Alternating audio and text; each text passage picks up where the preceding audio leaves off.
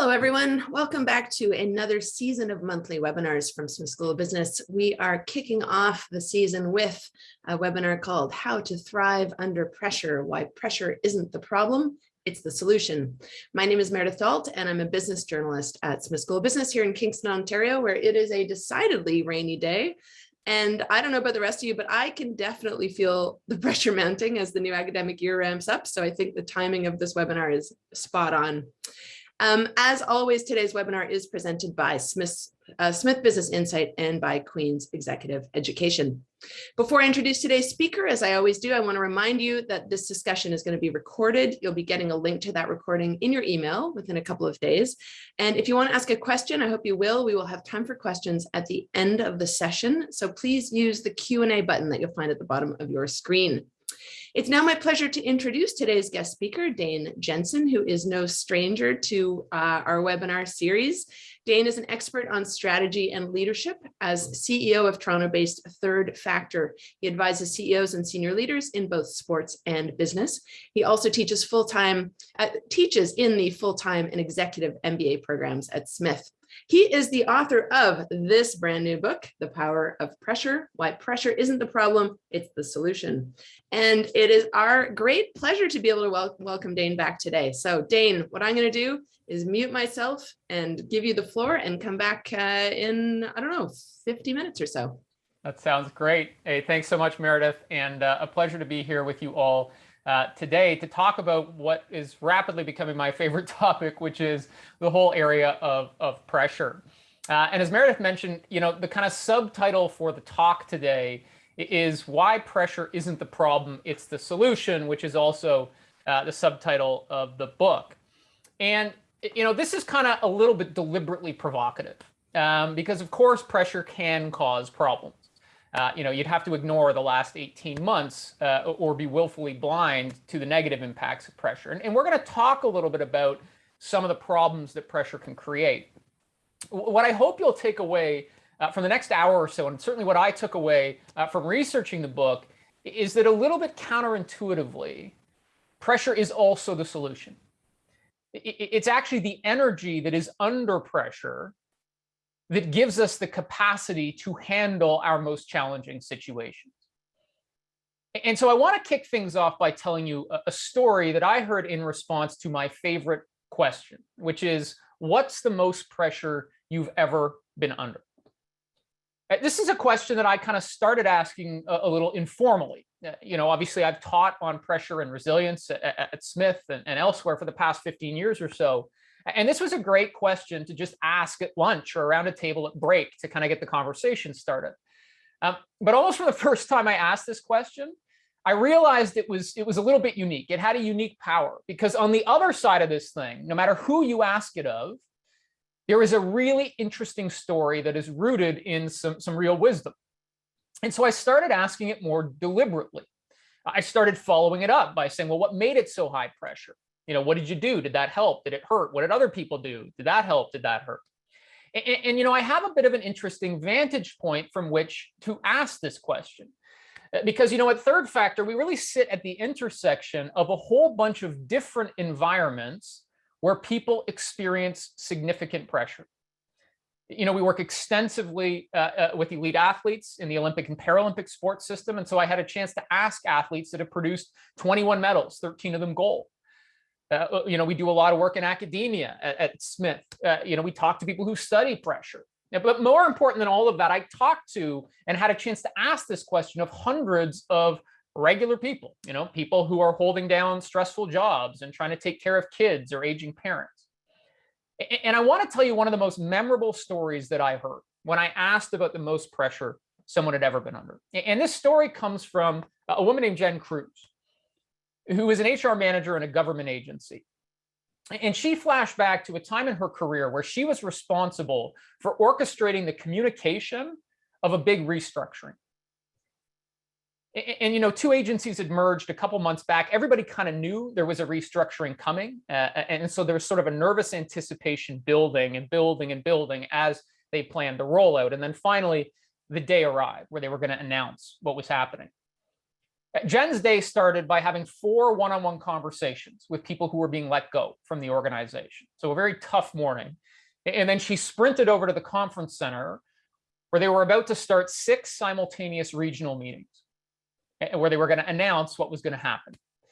She parked herself in the room of the largest region, where about half the people were in person and half were joining by phone. She could feel the sort of nervous anticipation building as the kickoff approached. And then 1 minute before they were supposed to kick off, the AV failed completely. The regional president looked right at Jen. She looked around for an AV team. There was no AV team in the room. She took off out of the room, ran down the hallway, and took a shortcut through a stairwell. She got into the stairwell, the door closed behind her, and she heard a click. Frantically, she ran over to the door, grabbed the handle, door's locked. She looks down at her phone. She has no cell service. She is locked inside the concrete walls of a fire escape with 600 anxious people on the other side, waiting to hear if they still have jobs. That's pressure, right? That's pressure. And if you're like a lot of folks, your heart may actually be accelerating a little bit just as you listen to the story, never mind being in Jen's position. And so I want to hear from you. You know, before I get into what I've learned, before we finish Jen's story, I want to get a sense from you guys. What is the most pressure you've ever been under? What are the situations that you're bringing into the session today in terms of experience? And so in order to participate here, you can see there are instructions at the top of the screen there. You're going to point your internet browser to menti.com, pop in that 8-digit code at the top of the screen, 3901-4546. And then just in one sentence, completely anonymously, what is the most pressure you've ever been under? And you'll see I've kicked it off with Jen's example here, locked in a stairwell with failing AV. So I'm going to give you a couple of seconds here to orient yourself and to think about a situation or a moment, and then we'll see what comes in. So we'll just take a sec here.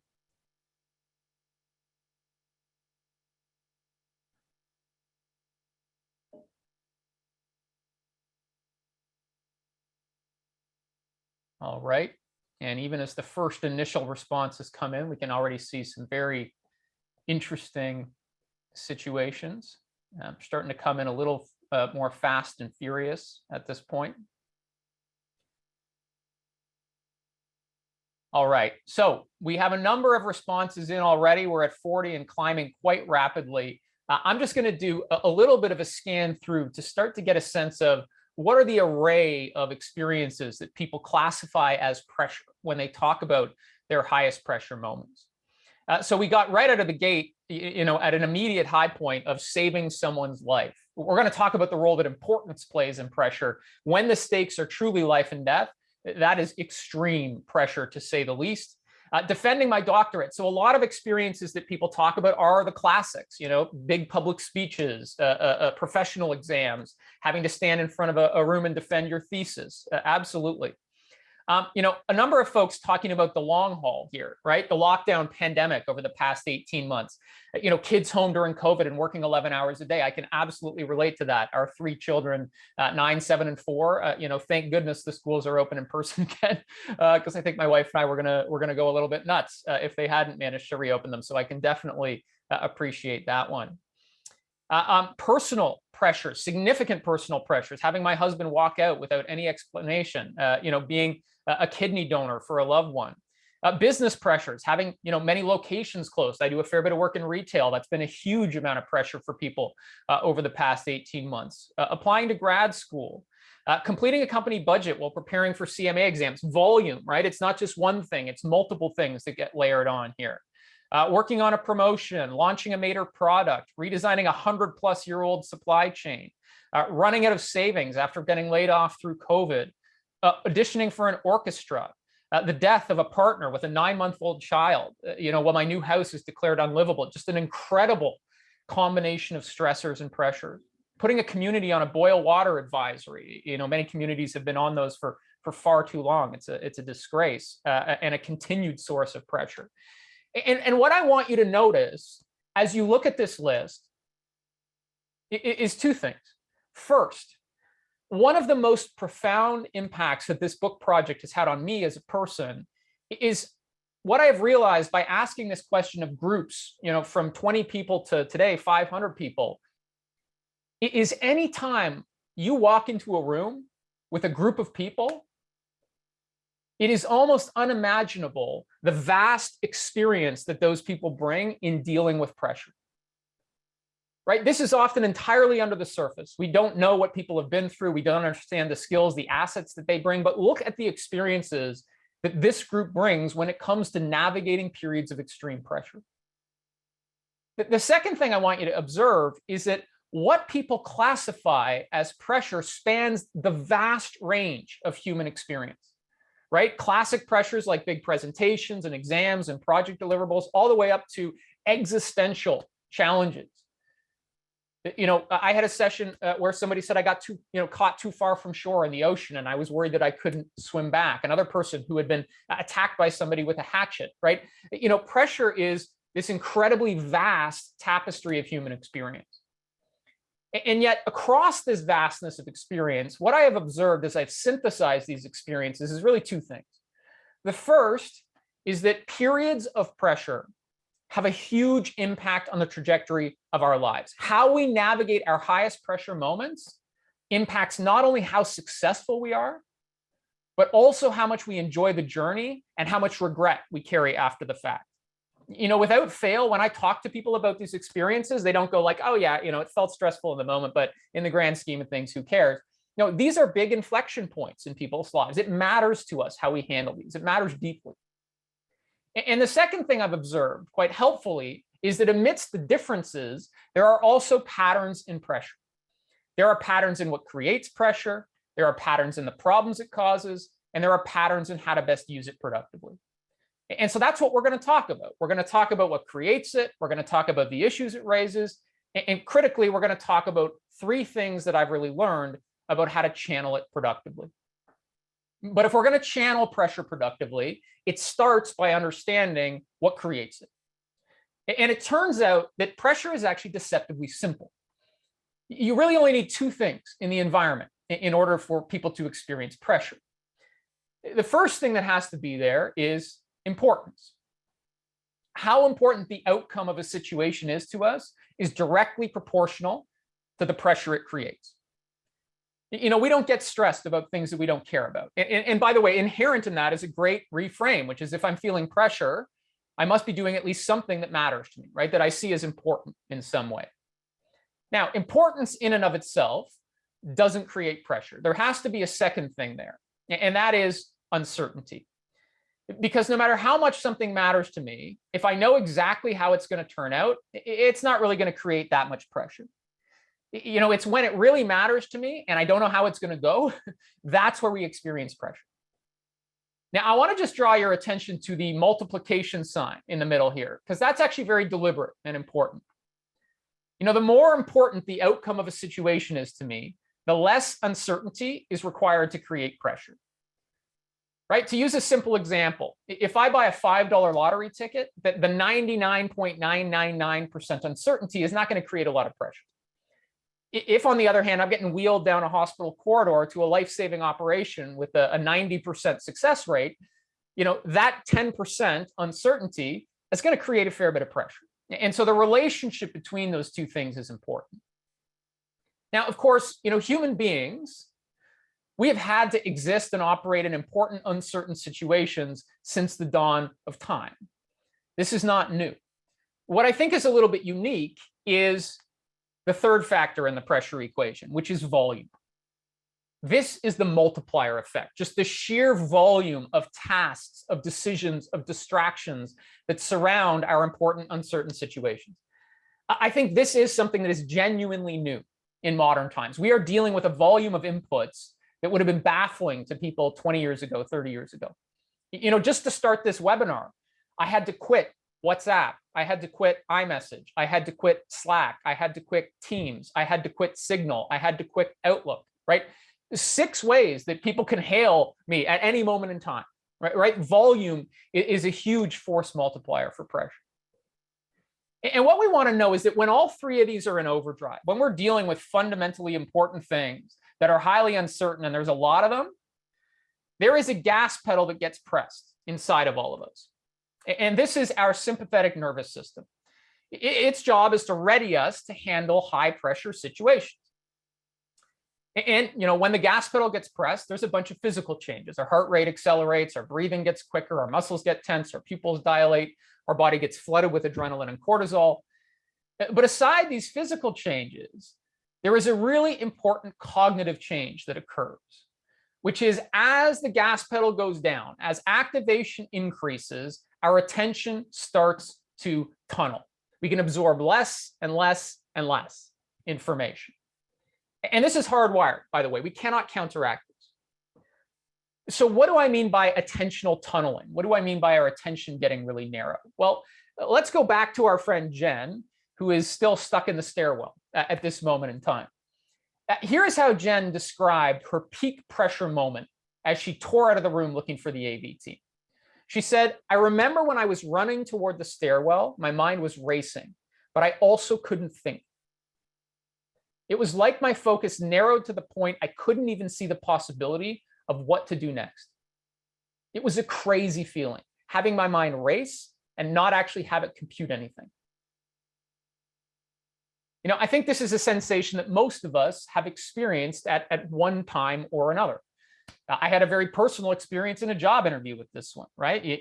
Somebody asks you a question and it's like you go upstairs and you're like, all right, let's see what we got up here. And it's just like, nothing, right? Your mind's racing, but there's nothing coming. 2 minutes later in the elevator on the way down from the job, what's in there? Everything, right? When they said this, why didn't I say that? Right? I couldn't access the information. Or you're sitting at a meeting and you get a really difficult question, a hostile question from across the table. Your attention narrows in entirely on this person, on refuting them, on disproving them. And you fail to notice that there are 3 people around the table who are trying to jump in and support your position, that you have allies. Right? As our attention narrows, we grope for information that is normally readily available. We miss cues in our environment that can help us. We become less creative. We retreat more to our biases. In essence, in these situations, it almost feels like our default responses to pressure rob us of the skills to manage pressure. This is the problem of pressure. And yet, if pressure is so bad, if all of this is true, how do we explain the fact that pressure is there in almost every human endeavor where human beings excel? Right? I mean, where do more world records get set than anywhere else in the world of sport? At the Olympic Games. Why? Because there's pressure.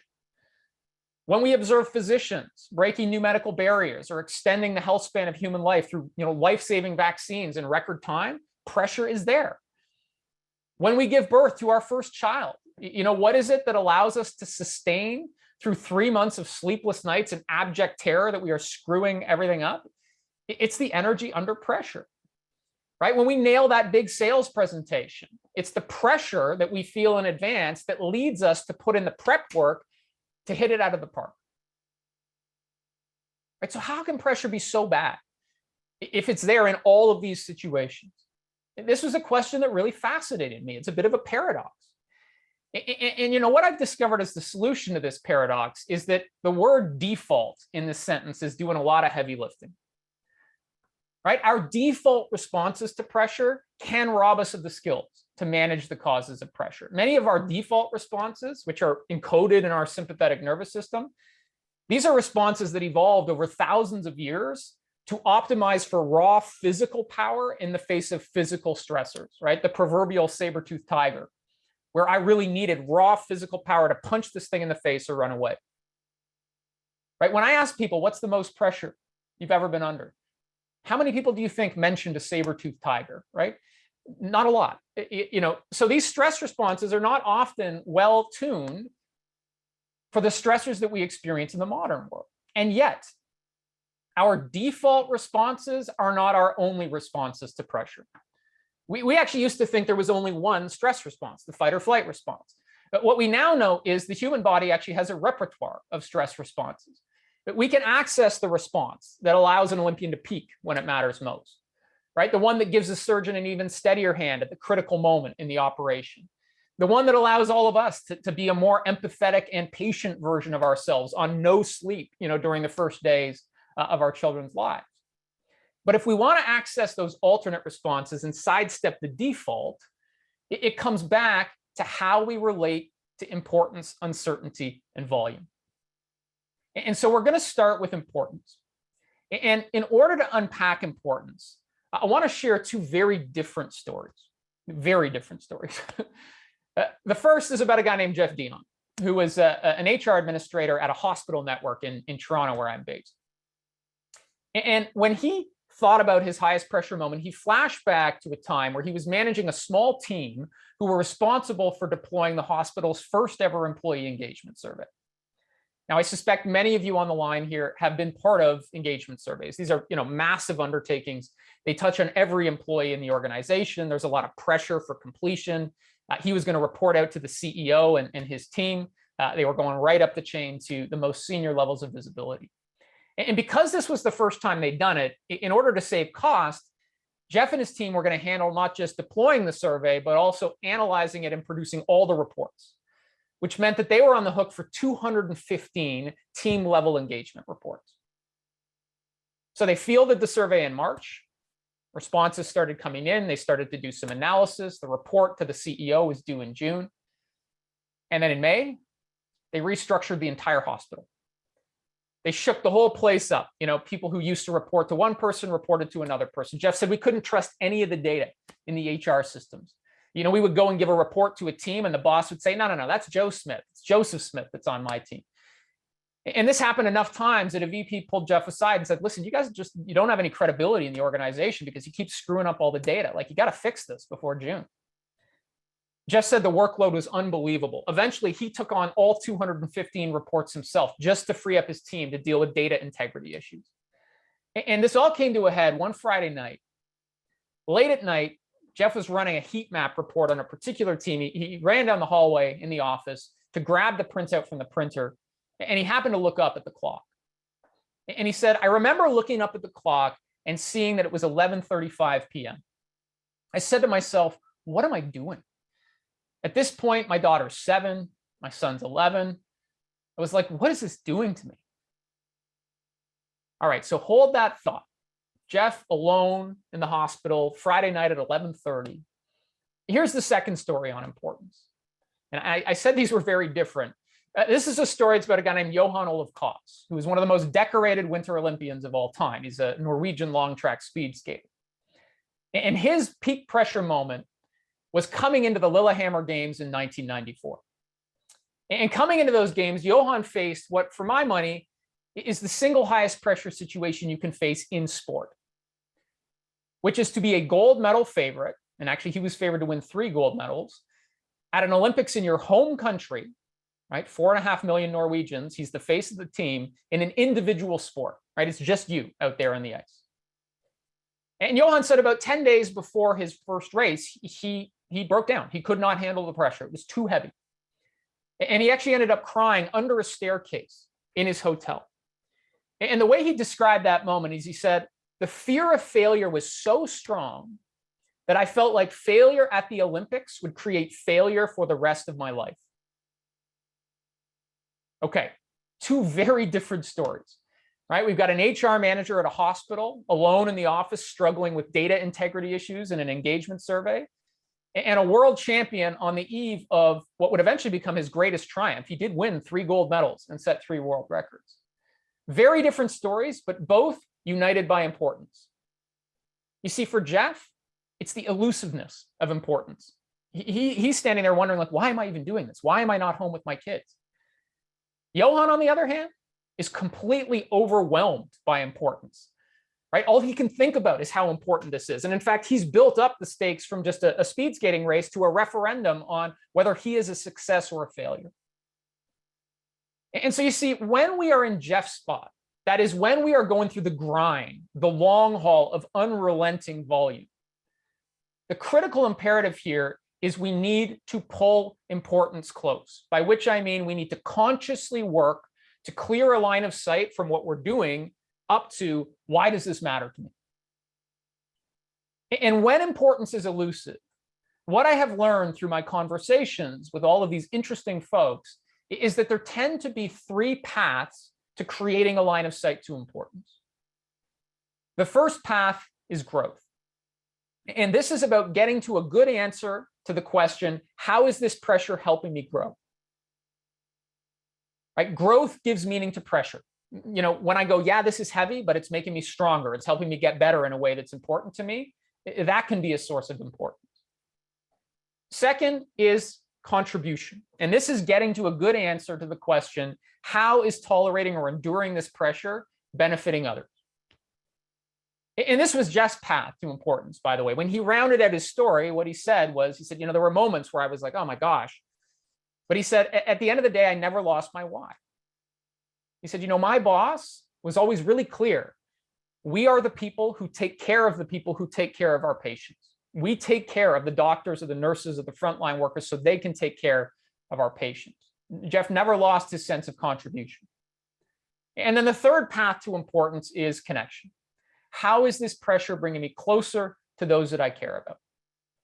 And certainly when I've asked people about their moments of meaning over the past 18 months, this is the one that's come up most frequently, right? Yeah, it's been heavy. Yeah, it's been tough. And it's brought me together, right? I've never had so many family dinners as I've had over the past 18 months. Or I finally picked up the phone and called my idiot brother after not talking to him for 10 years because I realized, life is short. And so you don't have to be able to get to an answer to all of these questions, but you got to have a good answer to one of them, right? Because if you can't answer any of these three questions, that's when pressure starts to feel hollow, starts to feel a little bit relentless. Now, once we are out of the grind and we are into our peak pressure moments, right? So this is Johan on the eve of his speed skating race. This will also be Jeff, by the way, when he's walking in to present to the CEO. When we are moving into our peak pressure moments, it's not that importance is elusive, it's that importance is overwhelming, right? Often all we can think about is how important this is. And so when we're moving into our peak pressure moments, what we really need to be doing is redirecting our attention using one simple question, which is what's not at stake? That is, what are the important things in my life that will not change for me regardless of the outcome? In Johan's case, this happened through a discussion with a sports psychologist under that staircase. She knew that Johan wanted to be a doctor after his athletic career. And so she said to him, will failure at the Olympics make you a worse doctor? Thought about it. Said, no, it won't. It might actually make me a better doctor. Like if I can empathize with people who have gone through really tough times or dealt with big setbacks. All right, that's one brick of importance off the scale. And then she said, Johan, at the end of the day, do you think the Norwegian people really care whether Johan Koss wins a medal or another Norwegian wins a medal? That's a tougher one. That's the ego question, right? Thought about it. He went, yeah, probably at the end of the day, they just want a Norwegian up on the podium. She said, okay, well, do you think, someone from Norway is going to win a speed skating medal? He said, well, 100%, right? We got the deepest team in the world. All right, another brick of importance off the scale. He is not responsible for the happiness of 4.5 million people. And brick by brick, they started to focus on what's not at stake here, right? What is the unnecessary importance that has been layered on top of this already important event? And you see both of these tools, both the ability to really clear a line of sight to importance, but also keep it at bay, each of them has their time and place. Let's use a simple example from the corporate world, right? Let's imagine that you are preparing for a big sales presentation. Well, during the preparation phase, I want to be focusing on why this matters to me, right? I want to keep front and center that, there's sales commission at play here. There's revenue for the business and the bonus pool. This could be an input to early promotion. It's a great test of my capabilities. Because you see, these are the things that are going to give me the energy that I need to put in the work to prepare. But if I carry these things with me into the presentation, it's going to be a disaster, right? When the moment comes, when I'm heading into the room with the client and I need to perform, I got to switch my focus to what's not at stake, to hold my attention on the fact that regardless of whether I win or lose this, I'm going to have my job, the love of my family and friends, the support of my colleagues, my health. I want to focus on the stuff that's going to be there after the presentation, win or lose, because that's what frees me up to perform. And so when you put these two together, you get a little bit of a tension when it comes to importance, which is I need to simultaneously be able to see what I do as important without being overwhelmed by what's at stake.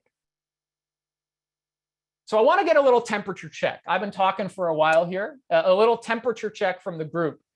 When you think about this tension, which side of the tension is a little harder for you to hold to right now?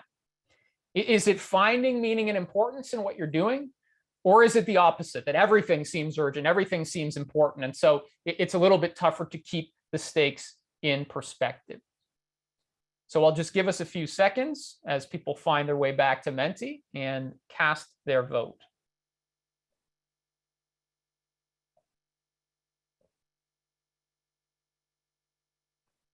All right. I am not a statistician by trade, but I would say that we have a little bit of a statistical majority going on the right-hand side. So certainly a strong minority, at least a quarter or more of folks saying, actually it is about clearing that line of sight to importance. And then about 2/3 to 3/4 of folks saying, actually, for me, it's about keeping the stakes in perspective. And of course, there is no right answer here.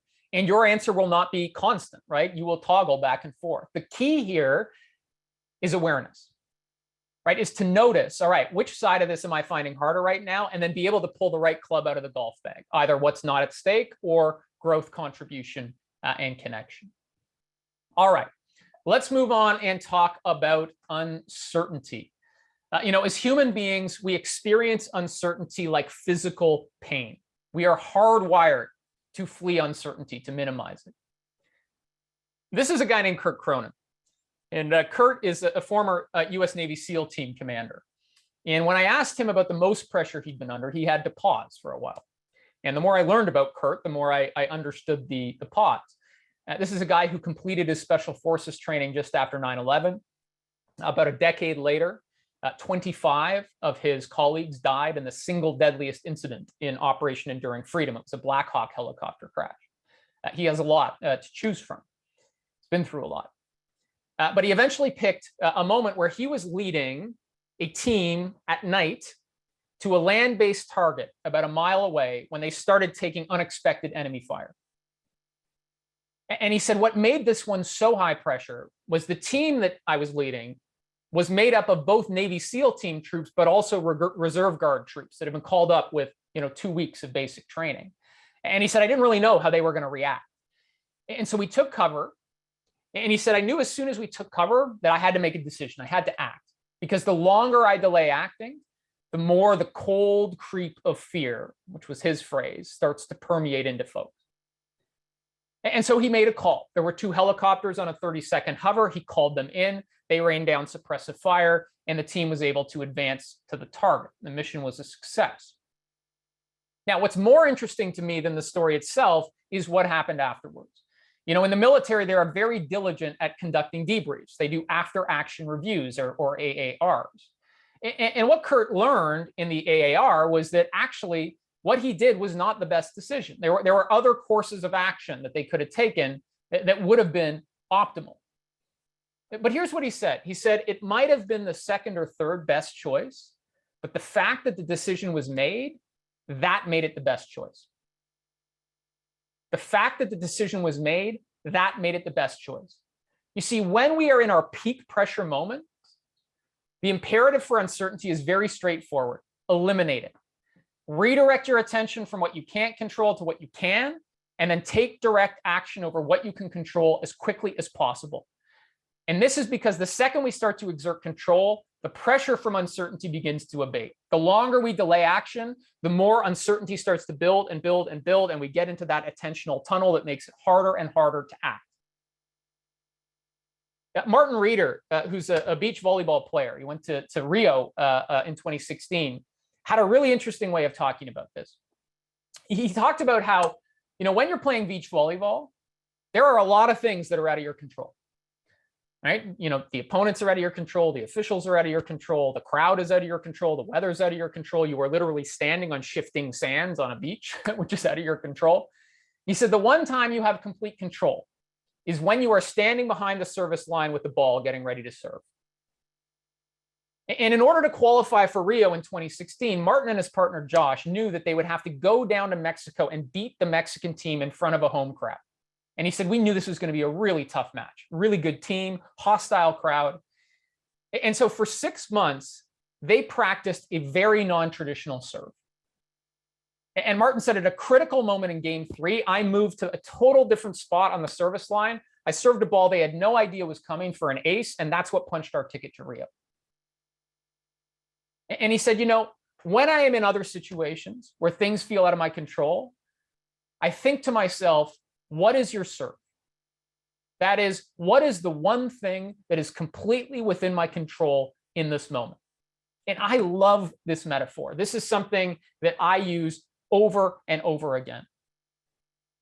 Yes, there's a lot of things out of my control. What is my serve in this moment? How can I metaphorically put myself behind the service line?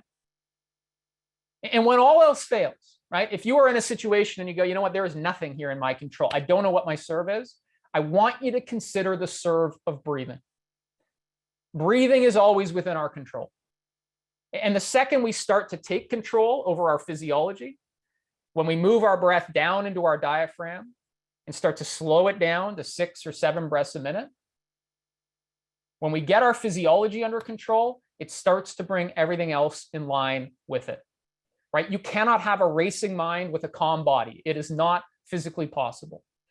And so breathing is always a serve that we have access to. Now, to play this metaphor forward, once I have served the ball, now I'm in the rally, right? And now there's a lot of other things at play. The officials have a say, the opponents have a say, the crowd has to say. And if I try to micromanage, my partner, I try to control the crowd, I try to, yell at the referee, right? If I try to act on everything in the rally, it's going to increase pressure because it's going to feed a sense of helplessness when we try to act on everything. There's this wonderful improv game called Fortunately, Unfortunately. And it works like this. The first person starts a story with a sentence that starts with fortunately. Fortunately, I found a $100 bill on the ground. Their partner then has to continue the story with unfortunately. So, unfortunately, when you bent down to pick it up, you suffered a hernia. And so on. They ping pong back and forth. I have come to firmly believe that fortunately, unfortunately is the perfect metaphor for life. We are all in our own game of fortunately, unfortunately. We are on our way to both triumphs and tragedies that we cannot foresee, we cannot predict, and we cannot prevent. You know what the core message, though, of fortunately, unfortunately is? We cannot know what the present moment will look like from the future. Right? Just because I feel really good, hey, I found $100, right? Doesn't mean I'm going to look back on that as a good thing, as a triumph. Just because I feel really bad doesn't necessarily mean I'm going to look back on this as a setback. Every moment is suspended in perfect uncertainty. And what it is, we can't tell until we get into the future. One of my most, one of the things that really popped as I was kind of thinking through and talking to people about this rally of fortunately, unfortunately, is that in order to navigate the back and forth, it requires us to hold two seemingly incompatible beliefs. The belief that the future is uncertain and unknowable, accepting the limits of our control, and at the same time, holding to a patient faith that things will work out as they should in the end. Now, depending on your predisposition, you may find one side of this thing a lot harder to hold to than the other. Let's start with the top. The future is uncertain and unknowable. Because direct action is so critical in peak pressure moments, often this becomes a default mode for high performance, right? We try to act on everything.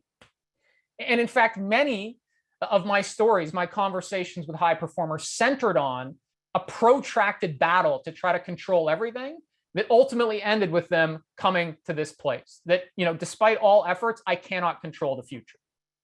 One of my most memorable conversations was with Rick Hansen, who to my mind accomplished, probably the single greatest physical feat in history. Wheeling around the world, 40,000 kilometers, 2 marathons a day, every day for 18 months.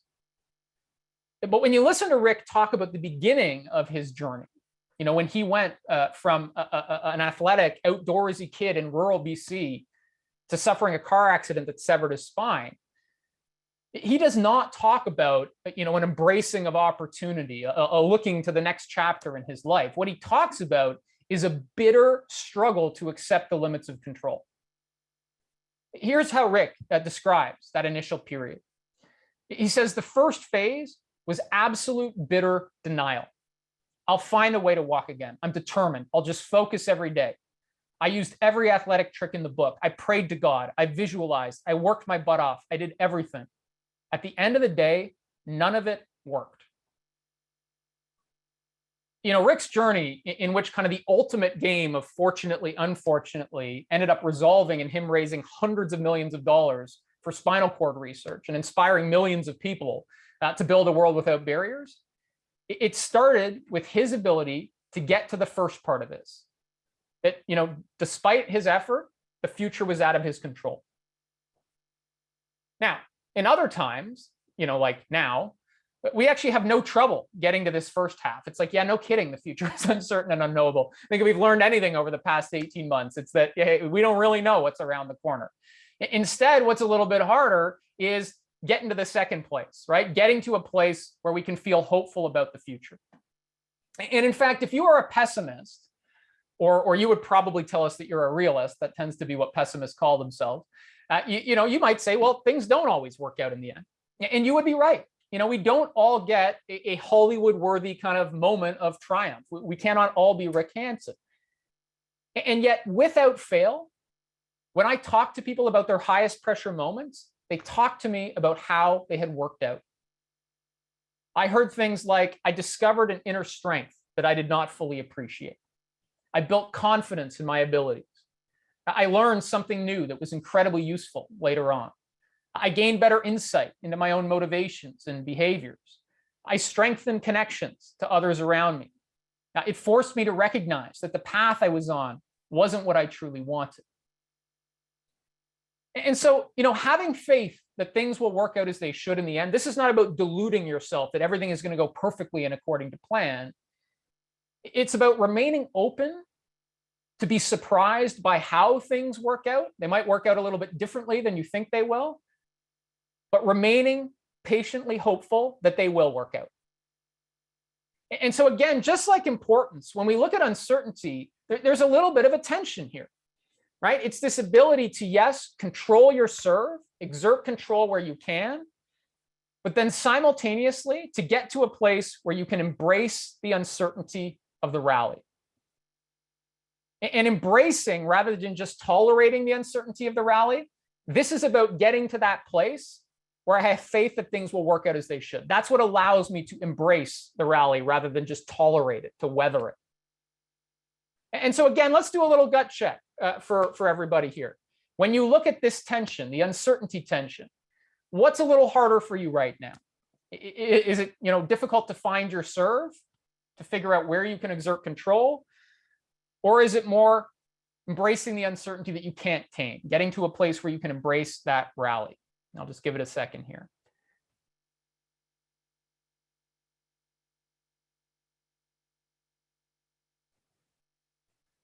All right, a slightly closer race on this one, not quite 50-50, still tilted a little bit towards the right, embracing the uncertainty I can't tame, but a number of folks saying, I just need to be able to find that serve. What's that handhold where I can start to exert control? And again, the key here is just awareness, right? Once I become aware of, okay, what's the thing that is causing me the most challenge or pressure, that's when I can start to act. I can start to apply the tool. All right. I will also make a note at this moment that we are going to do a Q&A at the end. There's probably about 10 more minutes of me talking, and then we'll have about 7 minutes or so to do Q&A. So if you do have a question, please don't wait. Go ahead and submit it now using the Q&A feature, and that'll make sure that we've got them queued up when we get to the end of my formal presentation here.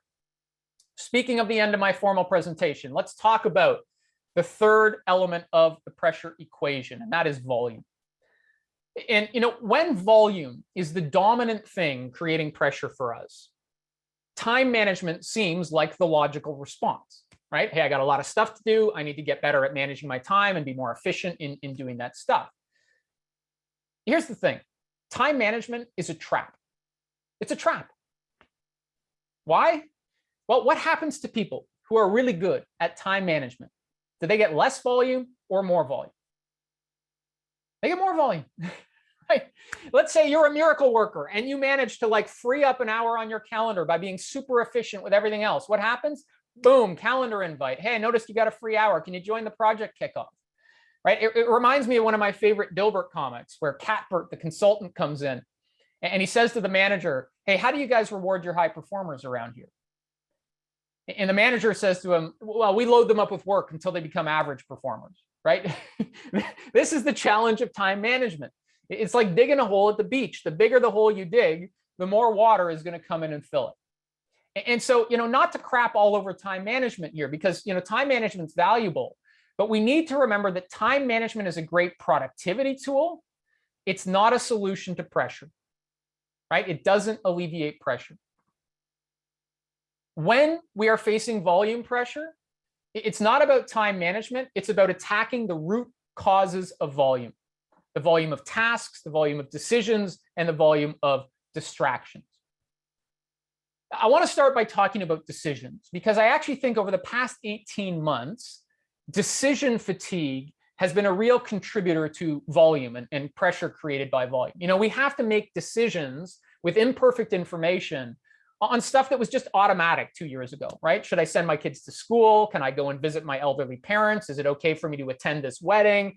All of the, should we go eat in a restaurant? Do we need to get takeout? All of this stuff that used to just be automatic now requires a decision. And our brains are not really good at making a bunch of important decisions on imperfect information. It creates cognitive overload.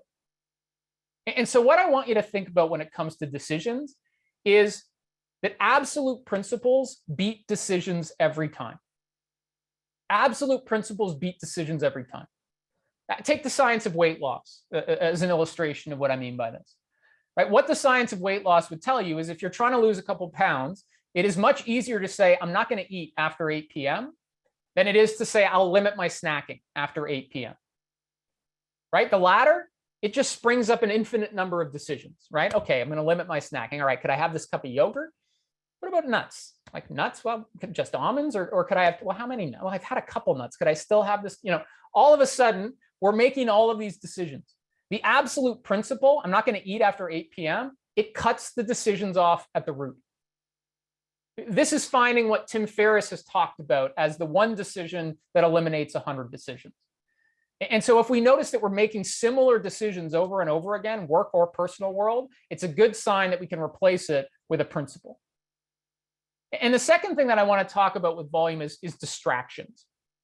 We live in the distraction economy. Now, we are constantly being distracted. And when it comes to distractions, we want to remember that structure beats willpower every time. What do I mean by that? Well, we cannot rely on willpower to tune out our distractions, right? When we try to use willpower alone, we are in an unseen battle with 10,000 highly paid software engineers who are sitting in Silicon Valley thinking about only one thing. How do I distract this person so that I can monetize their attention? Right? These are very smart people who know the latest neuroscience, who are going, okay, where do I shade that notification so it just catches somebody's peripheral attention? How do I tap somebody on the wrist in just the right way that they won't be able to resist looking at it? Right? We cannot rely on willpower. We've got to go with structure. What do I mean by structure? Well, a couple of examples that I've heard. One organization we work with, they have established flow time from 12 to 2 p.m. every single day. You cannot book a meeting, and I mean that literally. The system will not let you book a meeting between 12 and 2 p.m. because they wanted to carve out 2 hours where people could stay single task focused and not get dragged into meetings. Kathy Engelbert at Deloitte in the US, she mandated what she called SMOREs, small moments of reflection, which were 5-minute periods between meetings where people could have a chance to collect their thoughts so that they wouldn't be distracted by the prior meeting stuff in the next meeting.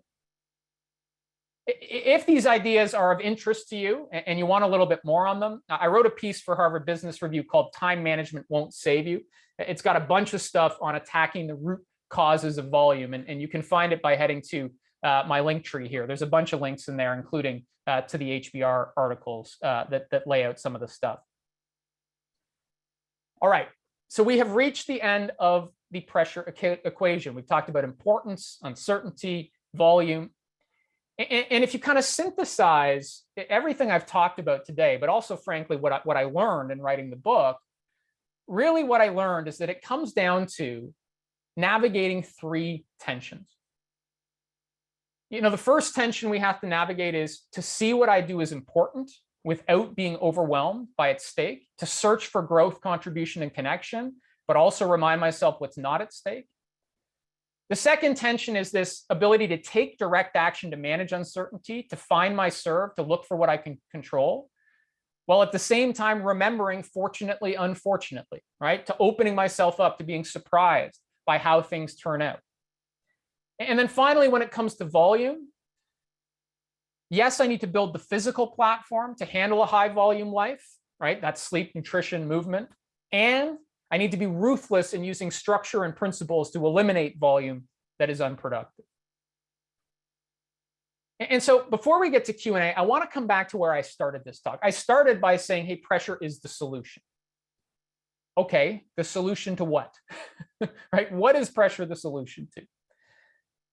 I think a lot of the times we kind of hope that we're going to get to a place where pressure isn't, just tolerable, it's enjoyable, right? We crave the pressure. It's like rise and grind, baby.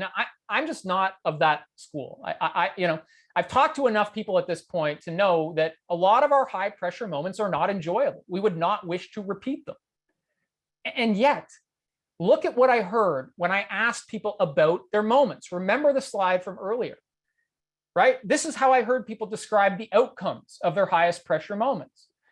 The discovery of inner strength, the building of confidence, learning something new, gaining better insight, strengthening connections, forcing me to recognize difficult truths. You see, at the end of the day, it is possible not to just endure high pressure periods, but actually getting committed to navigating them. It is the pressure that brings us closer. It is the pressure that pushes us to grow. It is the pressure that gets us to contribute. Pressure is clarifying. Pressure is energy. Pressure is power. And that, from my perspective, is what makes it the solution. Now, we're going to have some time for Q&A. A couple of things before we get there. One, if you want to get a little nudge on each of the three things we talked about, so the importance tension, the uncertainty tension, and the volume tension, you can scan this QR code or just head to that link, thirdfactor.com/POP. I've written a series of 3 emails. You'll get them at 2 weeks, 4 weeks, and 6 weeks that just link to resources on importance, resources on managing uncertainty, and then finally on volume. So just a set of 3 notes. You'll also right away get a download of the first chapter of the book, if that is of interest to you when you sign up for this. Second, if we don't have a chance to answer your question today, and we may not because there's a bunch of them coming in here, just to note that you can always reach out to me in a variety of ways if you want to stay connected or you have a question that you don't want to ask in front of 500 people. You can email me, you can connect with me on LinkedIn, or you can find me on Twitter. So I will leave this up for just 30 seconds or so, but Meredith, I would love to hear from you. What questions do we have that I can answer? Hi, Dane. You are such a masterful presenter. Thank you so much for that. Andrew Haley has the same question that I have. So he says, you never did say your moment dealing with pressure. First, how you dealt with it, and then how you would deal with it after all of your research and training. Yeah, so this is a great question, and it's actually how the book opens. I talk about a moment where I was up at our cottage. We have a little place on the lake. It's a family place, and I was sitting with my mom. My wife had gone for a run on the cottage road and left the 2 of us responsible for our 3 kids. And the 2 older kids got into a water fight. They just started shooting each other in the face with these big water guns. And so my mom and I got distracted settling them down. My youngest son, who was only 1 at the time, he'd been playing in the sandbox about 20 feet from the water's edge without floaties on, which was, of course, a mistake.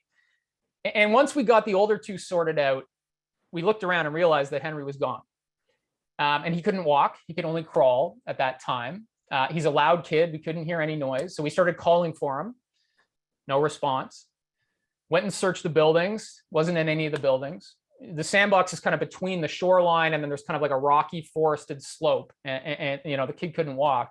So I immediately went worst case scenario, and I got in the water at one side of the property, and I started searching the shoreline. And there are 3 docks on the shoreline, and every dock I had to take a deep breath and look under there to see if my 1-year-old was going to be floating there in his blue bathing suit. And this went on for long enough. It was about 8 to 10 minutes that people came over from the other side of the lake in their boats to help us search. And then finally, we heard him cry from about 200 feet up this hill down the property. And so, that 8 to 10 minutes for me, you want to talk about peak pressure moments. When that 8 minutes resolved itself, literally my physiology was in a similar state to like a flat out sprint, right? Pounding heart rate, heaving breathing, pupils dilated, massive adrenaline. And so, yeah, that one for me is kind of the epitome of a peak pressure moment. Huge importance, lots of uncertainty. And so, yeah, that one was a pretty interesting one. In terms of how I would deal with it differently, I do think when we get into those true panic moments, it's about physiology, right? It's about our ability to focus in on our breathing. It's about our ability to keep the body as calm as we can in those situations. Not going to be calm, but as Wayne Hellawell has said, at least get the butterflies to fly in formation, to get ourselves into that state where we can actually access more. Because like Kirk Cronin, I did not make the best set of decisions. Like I eventually got to the water, but if I was going to do it again, I would have gone in the water right away. That was probably the best call. So yeah, I would definitely go in at the physiological level a little bit differently than I did initially. But to the question of how what you've learned has changed your day-to-day operating, I mean, are you taking your own advice at every time? I mean, you have some high pressure situations you find yourself in. Well, the beauty and the curse of this pandemic is I was literally in the middle of writing the book when the pandemic hit last March. In fact, I was in South Carolina. I had booked a week to go write. And all of a sudden, our business, Third Factor, had $0 in forward-looking revenue because every workshop and speech got canceled in the span of 3 days. And so I literally had one of these moments where it was like, all right, like time to see if this stuff actually works. Like you better eat your own dog food if you're going to tell other people, to do this stuff. And so yeah, I actually, I do think I had a bit of a crash course in, okay, we talk about this stuff. Does it really work? And certainly for me, this ability to see, yes, what I am doing matters. It matters to my team that we're able to, keep the organization viable and keep people in positions that ensure their financial stability. And I can't be overwhelmed by how much is at stake here because I'm not going to be able to sleep. Mm-hmm. And similarly with uncertainty, we relentlessly took direct action, but a big part of my journey through the pandemic has been getting to that place where I have faith that things will work out as they should in the end. And I don't think that's something you do once and then it's done. I think that's something that you got to keep coming back to kind of over and over again. So yeah, and we talk about physical platform for volume. I upped my exercise regime quite significantly over the past year in response to the pressure. So yeah, I'm trying to do, but we're all imperfect, right, Meredith? I cannot claim to have flawlessly, mastered everything in the book, but I'm trying. I admire that a lot. Actually, I see that people are dropping off and I'm mindful of the time. We're going to keep you for a few extra minutes to do some questions. We've had a lot of questions from people about whether they'll be able to access the slides. I believe that they'll be getting access for 2 weeks. I mean, what we tend to always do is send the slides out, but I think in this case, we're sending the slides out with or the video out with a limited Yeah, so not the slides themselves. I don't generally send out slide decks, but the recording you'll have access to for 2 weeks if you want to scrub through and just remind yourself of anything you missed. Yeah, so anyone who's dropping off now, you'll be getting that in your inbox, and then you're going to have 2 weeks to keep it. And unfortunately, you're not able to keep it for the long haul, but review, share, and then it disappears. Okay, so those of you who are still with us, we've got a question about the role of overthinking in pressure, which I know a lot of us are guilty of. There's situations where you suddenly find yourself under pressure, but it's almost always worse when you have time to ruminate about the pressure connected to an event that you are anticipating in the future. Advice? Yeah, and if you're anything like me, these ruminations tend to peak around 1 or 2 in the morning. There are no small problems at 3 a.m. Is one of my favorite quotes. Rumination is one of those things where the final chapter in the book, when I kind of tie all of this stuff together, where I really land in the book is that at the end of the day, managing pressure is about attentional control, right? It's about your ability to direct your attention, your inner dialogue in a way that's productive. So if you think about the questions that we talked about here, like what's not at stake, what is my serve, like these are all just attentional cues, right? They're little ways to kind of redirect your thought patterns in productive ways that are going to help you engage with pressure. And so I think, when you are in those rumination situations, it's about having a set of questions that works for you to redirect your attention.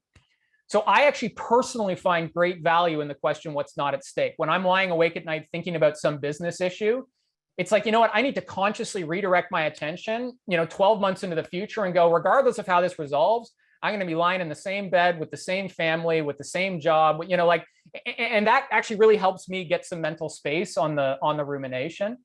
Similarly, the what's my serve, right? It's like I put a break in the thought. Now, again, is this something you just do once and then all of a sudden your mind is completely diverted? No, you got to keep doing it over and over again. A wonderfully wise woman, Maria Gonzalez, that I had the pleasure of teaching with for a number of years. She's a mindfulness practitioner.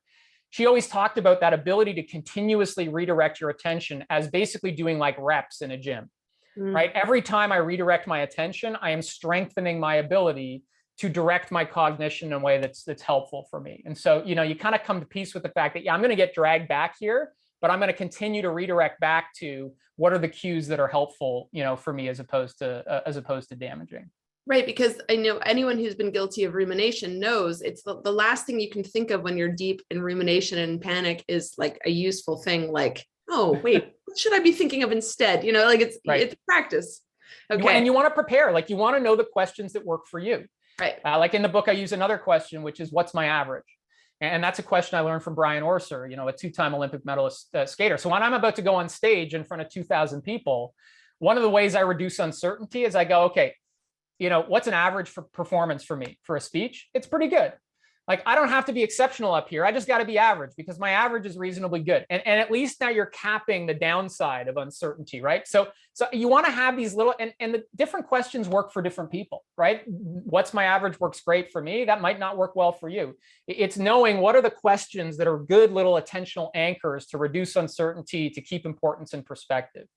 Well, so this is an interesting question then. So do you believe positive affirmations are a solid tool in moments before anticipated high pressure moments? So for you, if your positive affirmation is average is good enough, this person is asking what other my whole life philosophy, Meredith.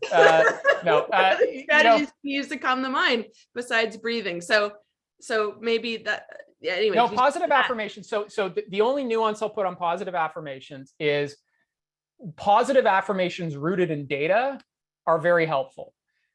Trying to lie to yourself doesn't work.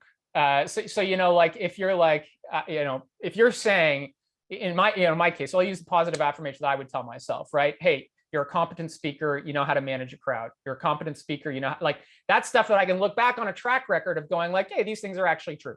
I think if you're like, standing at the start line of your company, sprint, and you're like, I'm Donovan Bailey.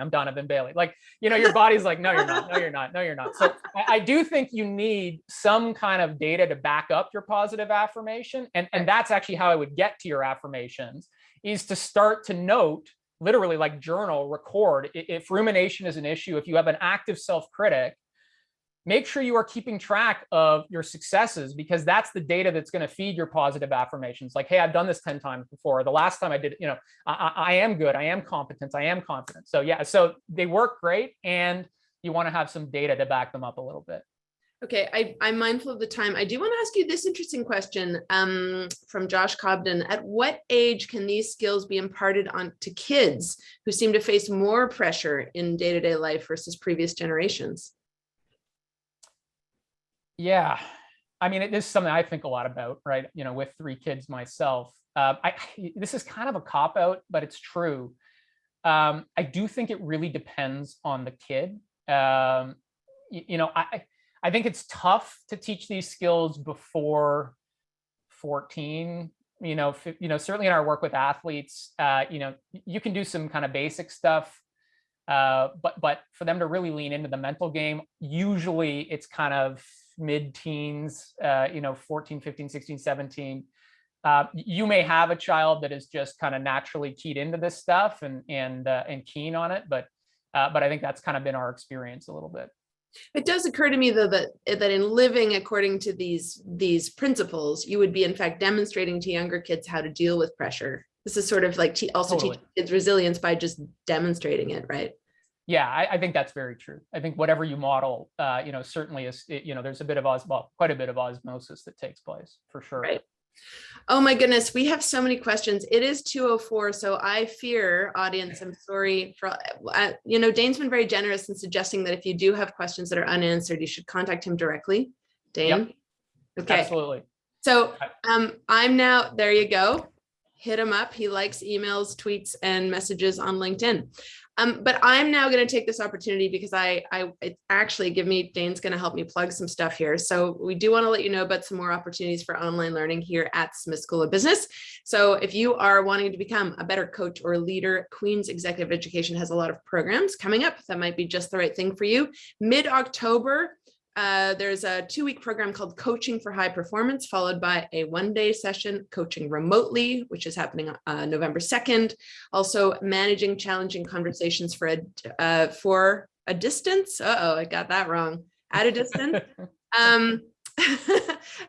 November 10th, and then Building Resilience When It Matters Most on November 24th. And Dane, I believe you and maybe some members of your team are involved in all of these sessions. Yeah, absolutely. There's a bunch of us who are delivering. Coaching for High Performance is Peggy and our founder, Peter, just a great duo. I think I'm doing coaching remotely on the 2nd, and then our great faculty from Third Factor are involved in the next 2. So yeah, it's a great set of programs. Okay, excellent. So for anyone who's interested in learning more, smithqueens.com/exec-ed for more information. For those of you who are really just finished with Zoom learning, I'm very happy to tell you that in January, we are going to be getting back to some in-person programming through Queen's Executive Education and at Smith Toronto. So we'll soon be offering virtual programming and in-person programming. Again, smithqueens.com/exec-ed for more information. I do hope everyone has enjoyed today's free webinar. Next session is going to be called New Frontiers in Auditing, Risk and Opportunities in the Blockchain Sector. That is happening on Thursday, October 7th at noon. So keep your eyes in your inbox for more information about that. Dane, fantastic as always. I know that you were hugely valuable to our audience, many of whom wrote that they're going to be buying your book. I do want to hold it up one more time and make sure that people know that this is available in fine bookstores everywhere, and it's definitely a accessible and enjoyable read. So definitely get your hands on this.